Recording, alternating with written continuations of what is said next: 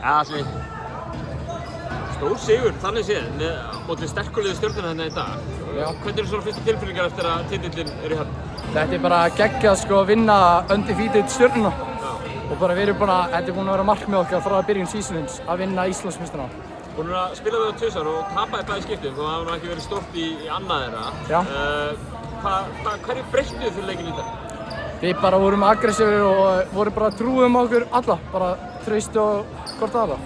Þú komst heldur betur aggressífur inn í þennan leik, endar hann með einhver 30 stig á ekki það með einhverjum mínútum. Já. Hvað veist þið um morgunmat?